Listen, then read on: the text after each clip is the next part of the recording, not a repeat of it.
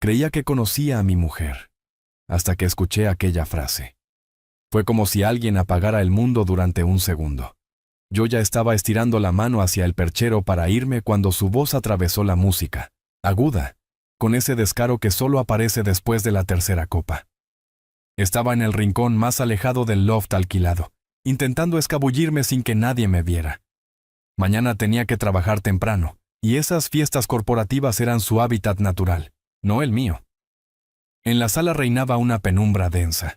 El aire olía a espumoso barato y perfumes dulzones. La gente se movía con esa seguridad de mentira que solo dan los tragos de más. Y entonces la escuché, amplificada por un micrófono improvisado. Antes de continuar, decidme de dónde sois y cuántos años tenéis. Me encantará saber quién está conmigo ahora.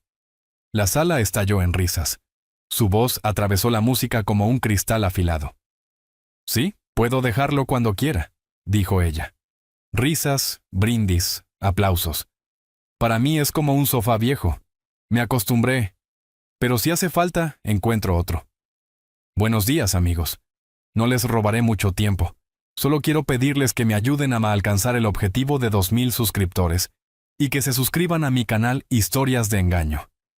Si les ha gustado el vídeo, denle a me gusta y compártanlo con sus amigos. Les estoy muy agradecido a todos por ver el vídeo. Que lo disfruten. La frase cayó como un cubo de agua helada sobre mi pecho. Y luego, su remate. Mi verdadera vida empezará el lunes. ¿El lunes? ¿Qué demonios era el lunes? No hice ninguna escena, no crucé la sala, no le tiré la copa, no grité. Simplemente me quedé quieto, sintiendo cómo aquellas palabras se incrustaban en lo más hondo. Paula, mi esposa, riendo entre gente que ni siquiera sabía quién era yo, acababa de convertirme en un objeto prescindible. Ni siquiera en uno valioso. En basura que se tira al cambiarse de piso. La busqué con la mirada y allí estaba. Cabeza echada hacia atrás, copa en la mano, y junto a ella su jefe. Demasiado cerca. Él se inclinó hacia su oído. Ella le dio una palmada en el pecho, divertida, como quien ya ha ensayado ese gesto demasiadas veces. Eso dolió más que todo lo demás. No era la borrachera, era costumbre. Algo dentro de mí hizo clic. No se rompió, se alineó. Todo se volvió nítido. Respiré hondo, me di la vuelta y caminé hacia la salida. Nadie me vio irme. Estaban demasiado ocupados riéndose de chistes que mañana no recordarían. El frío de diciembre me golpeó en la cara como un despertar. Me subí el cuello del abrigo y saqué el móvil. Busqué un número que no había marcado en años. Carlos, dije cuando respondió. Su voz sonó normal como cualquier tarde entre semana. ¿Sigues en la empresa? Una pausa. Sí, contestó con cautela. Perfecto. Dime. ¿Has oído algo sobre Paula y su jefe? Silencio. Luego un suspiro pesado. Sí. Pero no hay pruebas. Bien. Estate en la oficina el lunes por la mañana. Te enviaré algo esta noche. Colgué sin darle opción a preguntas. Me quedé un momento quieto en mitad de la acera. La escarcha empezaba a cubrir los coches como una red de encaje. Desde dentro del edificio aún salían risas, pero yo ya no sentía ni ira ni dolor. Solo claridad. Y esa claridad, para ella, era 1000 veces más peligrosa que cualquier enfado. Llegué a mi coche, me senté, apoyé las manos en el volante. Puedo dejarlo cuando quiera. No tenía ni idea de lo rápido que podía llegar ese momento. Y tampoco imaginaba que el lunes sería, efectivamente, el comienzo de una nueva vida. Pero no la suya. Carlos. Él y yo no hablábamos desde hacía 5 años, desde que dejó nuestra oficina para un ascenso mejor pagado. Ironías de la vida. Ahora trabajaba justo en la empresa que pagaba el sueldo de mi esposa. Y el lunes, sin saberlo aún, iba a convertirse en la pieza clave de lo que estaba a punto de ocurrir. Cuando pregunté por segunda vez, sabía que la respuesta ya existía. Solo necesitaba escucharlo de alguien que no tuviera motivos para mentirme. Carlos, repetí con calma. ¿Has oído algo sobre... ya sabes, Paula y ese hombre? Lo que llegó del otro lado no fue una palabra, sino un silencio tenso. Un silencio que solo hacen los que están sopesando si deben decir la verdad. Escuché el roce de una silla, un clic nervioso de ratón. Era evidente que estaba tratando de elegir con precisión cada sílaba. He oído, cosas, admitió por fin, con esa prudencia de quien pisa un campo minado. Pero nada verificable. Charlas de pasillo, rumores que, si no se atajan, se vuelven un incendio en recursos humanos. No tenía que explicarle nada. Él sabía exactamente qué tipo de rumor era ese, porque ya había visto muchos parecidos en su carrera. Perfecto, dije simplemente. Te necesito en la oficina el lunes. Se produjo otra pausa. ¿Puedo saber por qué? Esta noche te enviaré material, interrumpí, con una seguridad que parecía premeditada. Ni yo mismo sabía aún qué iba a mandar, pero sí de qué disponía. Carlos comprendió que no iba a sacarme más información. Mándalo a mi correo del trabajo, respondió al fin. Y... ve con cuidado. No te preocupes, contesté antes de cortar. En cuanto la llamada terminó, una idea que llevaba meses escondida en mi memoria salió a la superficie. Todo había empezado con un gesto cotidiano. Paula dejándose el móvil en la mesa de la cocina después de pedir que le pasara las fotos de las vacaciones a su portátil. Lo hice sin pensar, hasta que descubrí que no estaban en el dispositivo, sino en la nube. Entonces no quise verlo como algo sospechoso. Me dije que solo estaba hojeando recuerdos. Cenas con compañeros, atardeceres, fotos anodinas, pero no tardé en notar detalles que no cuadraban. Hoteles que jamás aparecieron en la agenda de viajes de negocios, imágenes tomadas por otra mano, y un hombre que se repetía, escondido en el fondo como una sombra persistente. Un cuerpo, una silueta, y la misma complexión que el que la rodeaba en la fiesta de esa noche. En aquel momento cerré la galería, pero ahora, mientras conducía hacia casa, decidí que volvería a abrirla con otra mirada, la de alguien que ya no es marido, la de alguien que investiga. El motor del coche ronroneaba mientras salía del aparcamiento. Ni temblor en las manos, ni respiración desbocada. Una serenidad quirúrgica. Justo lo contrario de lo que Paula esperaría si supiera que la había escuchado. Ella esperaba drama. Yo, en cambio, estaba escribiendo estrategia. Cuando aparqué frente a casa, la certeza ya se había asentado en mí como una piedra fría. Entré en el salón. Luz apagada, olor neutro, la ausencia de ella suspendida en las paredes. Seguía afuera, celebrando, segura de que yo habría vuelto a casa temprano, como siempre. Encendí su portátil. La pantalla iluminó el cuarto con un resplandor azul. Conecté mi viejo disco duro externo, un aparato al que casi había olvidado, y abrí las carpetas sin prisa, como quien desmonta un mecanismo con precisión milimétrica. Fechas, itinerarios, capturas de pantalla de llamadas urgentes que coincidían con vuelos que nunca me mencionó. Reembolsos de hoteles que no figuraban en sus informes. Nada de mensajes explícitos, nada de fotos comprometidas. Solo datos, datos fríos, datos imposibles de negar. Ese era el tipo de evidencia que no se desmorona. El tipo de evidencia que hace que los abogados se quiten las gafas y pidan un minuto a solas. El sábado amaneció con un silencio extraño. No hubo ruido de platos, ni su perfume en el pasillo. Me escribió diciendo que se quedaba en casa de una amiga. No contesté. No me hacía falta. El disco duro seguía con su zumbido grave mientras descomprimía las copias antiguas. Una carpeta mal disimulada bajo el nombre Vacaciones 2023 llamó mi atención. Supuestamente era una colección inocente para despistar, pero dentro había otra cosa. Un archivo tras otro revelaba una cronología paralela. Fotos que Paula había olvidado borrar, capturas de conversaciones guardadas por accidente, metadatos que marcaban ubicaciones exactas. Las primeras imágenes parecían inofensivas. Lobbies de hoteles, cenas de trabajo, eventos aburridos. Hasta que, como una presencia silenciosa, apareció él.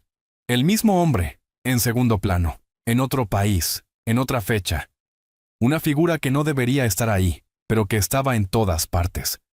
El rompecabezas había empezado a encajar. Y lo que revelaba no era un error, sino una historia oculta durante demasiado tiempo. A veces era el reflejo de un hombre en un cristal. Otras, la sombra de una chaqueta colándose en el borde de la imagen.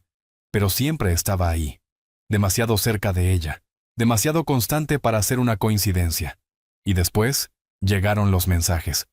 Una cadena de textos enviados a horas que ningún compañero de trabajo consideraría razonables. El contacto estaba guardado bajo una letra anodina, M. Las notificaciones aparecían pasadas las 2, las 3 de la madrugada. El servicio a la habitación es lento. Súbete tú. La presentación puede esperar. Trae vino. No era correspondencia profesional. Era el tipo de conversación que hace que cualquier departamento legal se lleve las manos a la cabeza. Y luego llegaron las pruebas definitivas. Los recibos. Como un contable clínico, revisé su calendario de trabajo, el que ella misma confeccionaba con la devoción de quien quiere justificar hasta el último minuto extra. Y lo comparé con los billetes escondidos en la bandeja de viajes de su correo. 2 desplazamientos desaparecidos de su horario oficial. Un fin de semana entero en Sochi. Una escapada a mitad de semana a Kazán para visitar clientes. Los datos de pasajeros dejaban poco margen para la imaginación. El mismo vuelo, los mismos asientos, los mismos regresos. Ella y él, pegados a lo largo de todo el itinerario. Fui ordenándolo todo con precisión quirúrgica en un PDF. Sin insultos, sin frases dramáticas. Solo un relato cronológico capaz de derribar cualquier intento de justificación. No era la rabieta de un marido herido. Era un informe listo para un despacho de abogados. Cuando lo tuve completo, abrí un correo nuevo. En el asunto escribí: confidencial, urgente. En el cuerpo del mensaje, no es simplemente una relación inaceptable. Es un patrón de manipulación encubierta. Coordinen con el departamento legal. Adjunté el archivo. Tecleé el correo corporativo de Carlos. Mi dedo se detuvo sobre el botón enviar durante 3 segundos. No dudé. No sentí culpa. Solo la certeza de que, una vez hecho, no habría marcha atrás. Presioné. El sonido del mensaje saliendo fue como una sentencia. Me recliné en la silla, dejando que la pantalla blanca se quedara vacía ante mis ojos. Al otro lado de la ciudad, Paula seguramente estaría desayunando una tostada fría, riéndose todavía de anécdotas de la noche anterior, convencida de que todo seguía bajo su control. En cuestión de días, ese control se desplomaría sin previo aviso, no por una escena, no por un grito, por una verdad organizada como una avalancha, silenciosa, pero imparable. Cerré el portátil y guardé el disco duro. Me preparé un café. Afuera, la luz invernal convertía la calle en un paisaje frío y afilado. Perfecto. Esa misma frialdad sería la que me acompañaría el lunes por la mañana. El domingo llegó con la naturalidad de una resaca mal disimulada. Paula apareció en la cocina enfundada en mi sudadera vieja, con unas gafas de sol enormes que parecían esconder más que proteger. Olía a alcohol rancio y perfume caro mezclado en una nube que la seguía por toda la estancia. Yo ya estaba en la mesa con mi café y el portátil, no trabajando, sino eliminando, uno por uno, los rastros de nuestros bienes compartidos. Dios. Siento como si me hubiera pasado un camión por encima. Murmuró, buscando aspirinas. Preparó su café con una mano temblorosa, añadiendo azúcar como si llenara un saco sin fondo. Se apoyó en la barra, respiró hondo y sonrió con desgana. Bueno, ¿te han contado lo del viernes? Te largaste pronto. Te perdiste mi actuación estelar. Levanté la vista con la expresión de quien escucha algo banal. ¿Actuación? Ella hizo un gesto aireado. Oh, venga. Estaba borracha. Dije tonterías sobre ti. No te afecta, ¿verdad? Me observaba por encima de la taza buscando grietas, esperando encontrarme tenso, dolido, inseguro. Dejé que el silencio se estirara apenas un segundo, lo suficiente para que su expectativa creciera. Después sonreí. Lento, indefinido, indescifrable. Tienes razón, dije finalmente. No me afecta. Paula soltó una risa ligera, convencida de que le seguía el juego. Mientras tanto, en mi pantalla, un mensaje confirmaba la transferencia definitiva de nuestros ahorros comunes a una cuenta fiduciaria inaccesible para ella. Otro correo cerraba la última cuenta conjunta. Un zumbido del móvil anunció el bloqueo de nuestra tarjeta compartida. Ella, a menos de 1 metro de mí, seguía sin saber absolutamente nada. Y era la primera vez en meses que yo sentía auténtica paz. Mientras ella me relataba, entre risas, los bailes sensuales, que, según ella, habían sido el centro de atención en la fiesta, dejé el móvil sobre la mesa como quien deja las llaves. La cámara estaba grabando en silencio. No necesitaba más. Mi voz sonaba normal, casi amable, Deslicé la conversación hacia lo que había dicho el viernes, sin presión, sin insistencia. Bastó un empujón mínimo. Ella sola empezó a presumir. Vamos, cariño, tengo alternativas. Si quisiera, la semana que viene me iba. Y estaría mejor que ahora. Dijo con una suficiencia que rozaba la insolencia. Yo asentía en los momentos exactos, como quien acompaña a alguien mientras se acerca al borde de un precipicio sin que se dé cuenta. No buscaba una confesión explícita. Su actitud era más útil que cualquier palabra comprometedora. Las pruebas ya estaban reunidas. Esto era solo un complemento. A mediodía, se dejó caer en el sofá. Empezó a deslizar el dedo por Instagram, regalando me gusta a vidas que envidiaba en secreto. Yo, sentado frente a ella, contestaba correos ficticios, de vez en cuando observándola por encima de la pantalla.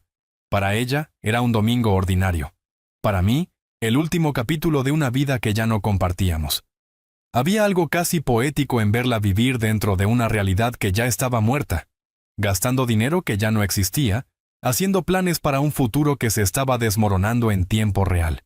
Caminaba por la casa como la propietaria de un lugar que, metafóricamente, ya no le pertenecía. Lo más irónico era su seguridad, la forma en que seguía creyéndose al mando. El lunes amaneció con una calma afilada. Yo desayunaba sin prisa. Ella, en cambio, irrumpió en la cocina con una energía casi teatral. Llevaba el pelo impecable, un maquillaje estudiado, la chaqueta sin una arruga, el perfume caro, su arma secreta para los días importantes, llenó la habitación. ¿Día grande en la oficina? Pregunté sin levantar la vista del café. Digamos que algo así, respondió con una sonrisa ensayada. Cogió su bolso y salió sin un gesto afectuoso. Ya no lo esperaba de todos modos. Más tarde, Carlos me enviaría un mensaje describiendo lo ocurrido al llegar ella al edificio. Las cámaras del aparcamiento la captaron caminando con paso decidido, taconeando sobre el suelo pulido, móvil en mano, radiando confianza. Saludó a los guardias como si el mundo le perteneciera, pero su sonrisa duró muy poco. Nada más subir a su planta, 2 empleados de recursos humanos la interceptaron. Uno llevaba un sobre grande, el otro sostenía una tableta. Acompáñenos a la sala de reuniones número 3. Le dijeron con ese tono neutro que, paradójicamente, solo se usa cuando algo grave acaba de explotar. Ella siguió sin comprender, aunque su paso perdió firmeza. En la sala acristalada se encontró a Carlos sentado al fondo de la mesa.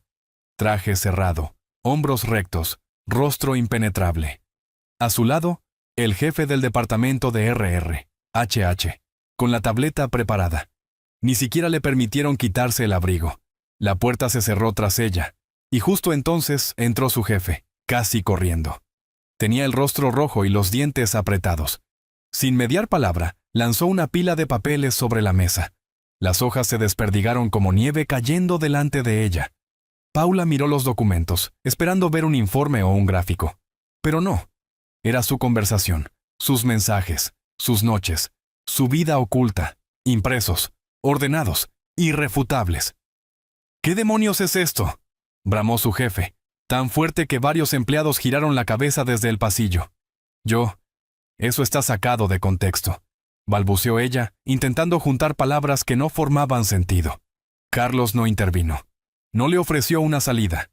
Solo se reclinó ligeramente en la silla, sereno, como quien observa una tormenta desde detrás de un cristal. Entonces habló la jefa de recursos humanos. Su voz era suave, precisa, profesional. A partir de este momento, queda suspendido su acceso a todos los sistemas internos. Se ha iniciado una investigación formal. Necesitamos que entregue su tarjeta de acceso antes de abandonar el edificio. Paula se quedó inmóvil, incapaz de comprender que ese instante, ese único instante, era el verdadero inicio del derrumbe que nunca vio venir. ¿Una investigación? ¿De qué demonios habláis?, explotó ella, con la voz subiéndole un par de octavas, rasposa, al borde del pánico. No podéis simplemente... Su jefe la cortó de inmediato. Golpeó con un dedo el montón de folios impresos, separándolos como si fueran pruebas de un juicio. De esto, de cada una de estas páginas. Y antes de que empiece a soltar excusas, sepa que el departamento legal ya está sobre el asunto. Ella recorrió con la mirada a los 3 que tenía delante. En su garganta se formó un nudo tan evidente que cualquiera podría verlo incluso desde fuera de la sala. Las paredes de cristal, esas que siempre le parecieron modernas, abiertas, transparentes, ahora eran un escaparate cruel. La gente que pasaba miraba. Miraban la carpeta abierta, miraban su cara viniéndose abajo. En un instante lo comprendió. Aquello no era casual. Alguien había armado el rompecabezas, pieza a pieza, y había esperado el momento perfecto para mostrarlo bajo las luces blancas de la oficina. Solo ignoraba que ese alguien era yo. Cuando llegó a casa horas más tarde, la puerta se cerró de golpe tras ella. Sus tacones golpeaban el suelo con ritmo de guerra. «¿Dónde estás? ¡Sal ahora mismo!», bramó, lanzando el bolso al sofá. Rodó hasta el suelo, pero no le importó. «Tenemos que hablar ya». La casa no le contestó. Solo silencio. Entró en el dormitorio como un huracán y abrió el armario. Y ahí se congeló. Su lado estaba intacto. Blusas ordenadas, chaquetas sin una arruga, zapatos alineados milimétricamente. El mío, vacío. Ni una prenda, ni una caja. Solo perchas vacías moviéndose levemente por el golpe de la puerta. Giró la cabeza en todas direcciones, como si esperara que aquello fuera un truco óptico, una broma pesada. Luego salió al pasillo y allí lo vio. Sobre la encimera, un sobre blanco, limpio, sin adornos. Su nombre escrito con mi letra. Nada más. Lo abrió con manos temblorosas. Dentro había un paquete de documentos perfectamente ordenados. Los primeros, los papeles del divorcio, firmados por mí. Después, la certificación de la transferencia de todos nuestros activos comunes. Extractos bancarios que confirmaban que las cuentas conjuntas estaban en cero. Registros inmobiliarios actualizados. Mi nombre permanecía. El suyo ya no figuraba. Luego, la estocada final. Los justificantes del cierre de cada cuenta bancaria, cada tarjeta, incluso aquella cuenta secreta que ella pensaba que nadie conocía más que ella. Y al fondo del sobre, una pequeña memoria USB negra pegada con cinta a una hoja. Sobre la hoja, escrito con rotulador grueso: «Reprodúcelo». Metió el USB en el portátil. La pantalla tardó un segundo en iluminarse, y el vídeo se reprodujo solo. Yo, en la penumbra del loft, la fiesta del viernes, el audio, cristalino. Ella, riendo. Su voz, arrastrada por el alcohol, diciendo: «Para mí, él es material de usar y tirar. Ya ni lo quiero». La imagen se detuvo exactamente ahí. Su rostro levantado hacia la lámpara, riéndose con una copa en la mano. La cocina quedó en silencio mientras las palabras rebotaban en los azulejos. Cerró el portátil de golpe, como si pudiera borrar lo que acababa de oír. Miró a su alrededor con desesperación, esperando verme salir por alguna puerta, esperando algo. Una grieta. Un hueco para explicarse. Un último salvavidas. Pero solo estaba el zumbido frío del frigorífico. Por primera vez entendió la verdad. Yo no estaba allí, y no volvería. El teléfono sonó mientras ella todavía vagaba por la cocina, desconcertada, como si buscara un punto fijo al que agarrarse. Contestó sin mirar quién llamaba, aferrándose a cualquier voz humana. ¿Sí? La voz de su madre estalló al otro lado, dura, nerviosa. ¿Me explicas por qué he recibido una notificación sobre la vivienda? ¿Qué?, balbuceó Paula con la voz rota. «¿La vivienda?», repitió su madre, muy despacio como quien habla con un niño. «La que pusimos a tu nombre cuando te casaste. Acabo de recibir el aviso de Ross Rester. Se ha vuelto a registrar». La línea quedó en silencio. Paula abrió la boca, pero ningún sonido salió. Su mundo acababa de desmoronarse, y apenas era el comienzo. «Mi nombre sigue ahí. El tuyo ya no», repitió su madre al otro lado de la línea. Las palabras la golpearon como un cubo de agua helada. Paula se lanzó sobre el portátil, casi arrastrándolo por el cable. Las teclas táctiles resbalaban bajo sus dedos mientras abría compulsivamente el correo. Lo que encontró no solo confirmó sus temores, los multiplicó. Una notificación tras otra. El cambio de titularidad se ha completado. La copropiedad fue anulada exitosamente. El nombre alternativo en la cuenta ha quedado registrado. Los 3 inmuebles que antes compartíamos ya no tenían ni rastro de su nombre.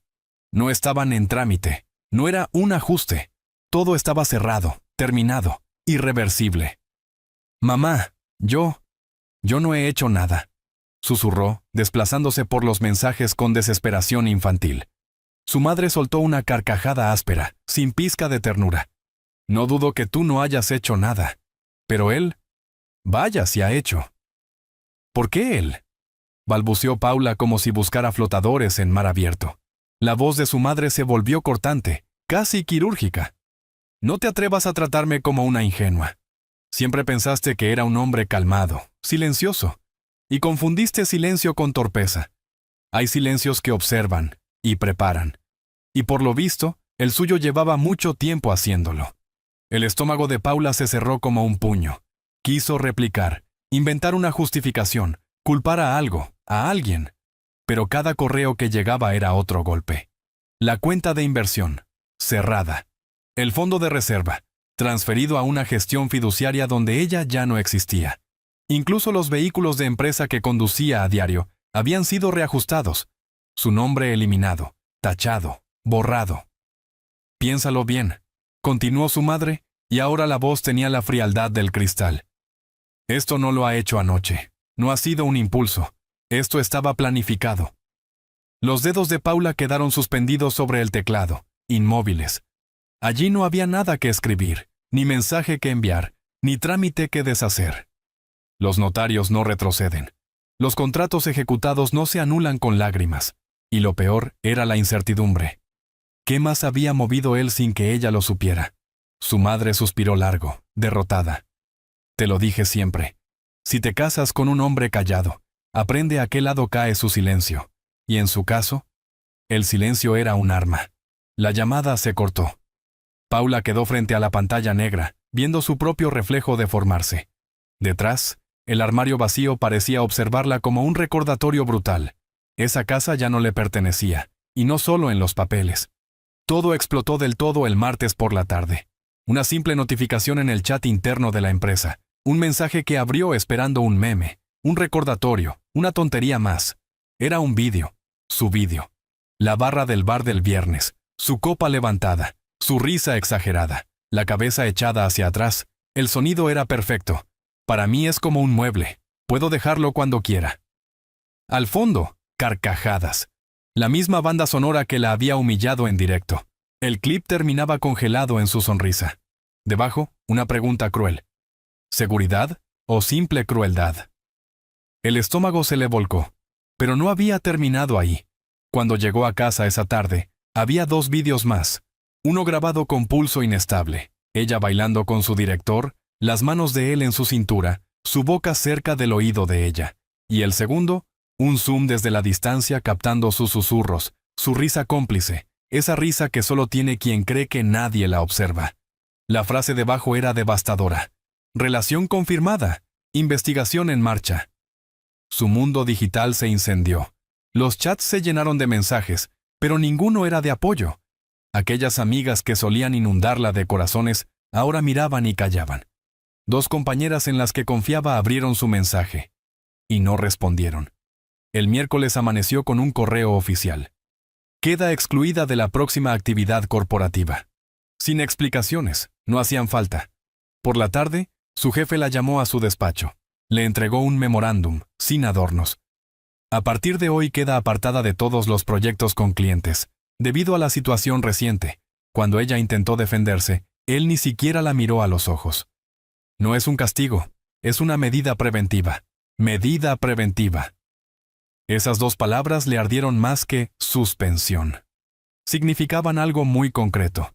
Ya no confiaban en ella.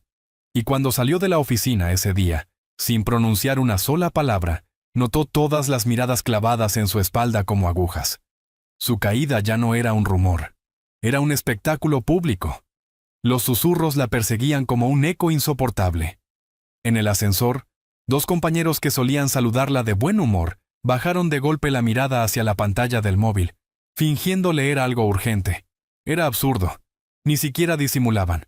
Para el jueves, el aislamiento era total. Ni invitaciones a comer, ni mensajes, ni cafés improvisados. Nada. Paula se quedaba clavada en su silla, pasando compulsivamente el dedo por redes sociales que ya no la distraían. Observaba vidas ajenas como quien contempla un escaparate lleno de comida mientras muere de hambre. Sonrisas, viajes, brindis. La vida continuaba para todos, menos para ella. La suya, ahora, se reducía a 3 vídeos virales y una frase humillante que no dejaba de circular. Por las noches, se servía vino en un vaso demasiado lleno y se sentaba en la oscuridad del salón, esperando una notificación que nunca llegaba. Ni sus amigas, ni su madre, y por supuesto, yo tampoco. La fiesta había terminado hacía días, pero su propia voz, ebria, arrogante, tan segura de su intocabilidad, volvía una y otra vez como un látigo que ella misma había blandido contra su vida. Una semana después, a las 8:00 en punto, recibió un correo. Asunto: reunión. Asistencia obligatoria, sin explicaciones, sin orden del día, solo la hora y el número de sala. Lo leyó 2 veces. En su cabeza, el mensaje tenía otro significado. Tu oportunidad de arreglarlo. Convencida de ello, se arregló como quien se prepara para un examen decisivo. Un vestido negro sobrio, tacones recién lustrados, un toque de pintalabios rojo para reforzar la ilusión de control. Mientras caminaba hacia la oficina, repasaba excusas como si fueran líneas de un guión. Estaba borracha. Solo eran bromas, se sacó de contexto. Los viajes eran trabajo, nada más. Creía, de verdad lo creía, que, si conseguía a las personas adecuadas en la misma sala, podría revertirlo todo con una sonrisa medida. Pero en cuanto cruzó la puerta de la sala de reuniones número 6, su corazón cayó en picado. Las persianas estaban bajadas. El aire tenía la frialdad quirúrgica de los despachos donde se firman despidos. En la cabecera de la mesa había 3 personas: el jefe de recursos humanos, el responsable de cumplimiento normativo, un hombre al que casi no conocía, el abogado corporativo de la empresa. Delante de su asiento, un monitor grande apagado como un ojo a punto de abrirse. Ni Carlos, ni su jefe. Solo un silencio tenso, como si estuviera frente a un pelotón esperando la orden. Se sentó e intentó fingir serenidad.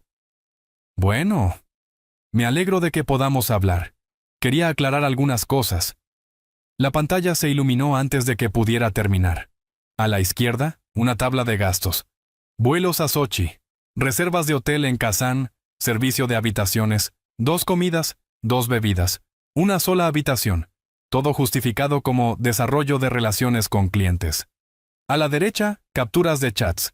No puedo esperar a que llegue la noche. Menos mal que compartimos vuelo. No te preocupes, lo cargo al proyecto. Cada mensaje asociado minuciosamente a un gasto indebido. Esto no es lo que parece, murmuró Paula, sintiendo que la garganta se le cerraba. El responsable de cumplimiento no levantó la vista. Son desplazamientos personales cargados como gastos corporativos. Constituye una infracción grave de la política interna y de la normativa federal. El abogado hizo clic en otra diapositiva. Apareció una carta. En D, su dirección de correo. En para mi nombre.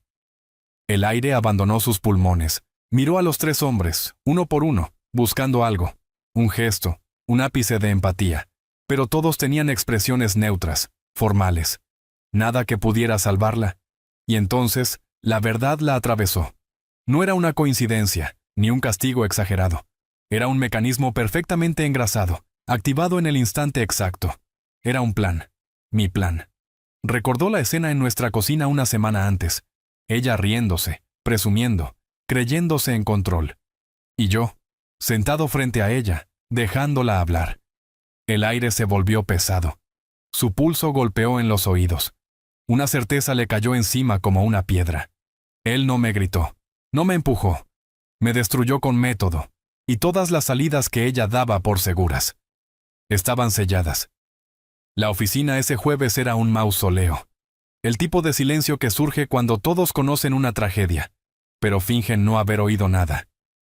Paula estaba en su mesa con las persianas medio bajadas, una caja de cartón abierta a su lado. Por la mañana, RR. HH. Le había pedido, amablemente, muy amablemente, que recogiera sus cosas personales. El tipo de amabilidad que precede a un final. Era una manera delicada, casi educada, de informarle que el reloj había llegado a 0. Sus manos se movían como si pertenecieran a otra persona. Un marco con una foto, una taza con manchas de café, la pequeña planta que llevaba meses medio muerta. Todo iba a la caja. Pero sus ojos volvían, una y otra vez, al monitor. El correo seguía abierto. Actualizar, actualizar, actualizar. Pretendía que no esperaba nada, que no aguardaba ningún veredicto. Pero la verdad era más oscura. Estaba preparándose para recibir el golpe final. A las 15:14 llegó. Remitente, director general. Asunto. Decisión final. El mensaje era tan afilado como un bisturí. Sus actos, junto con el incumplimiento de la ética corporativa, derivan en su despido inmediato. La empresa se reserva el derecho de reclamar daños. Nada más. Ni agradecimientos, ni formalidades educadas, ni frases de transición. Solo un portazo administrativo, frío, definitivo. Lo leyó una vez, luego otra, y una tercera, como si repetirlo pudiera alterar la sentencia.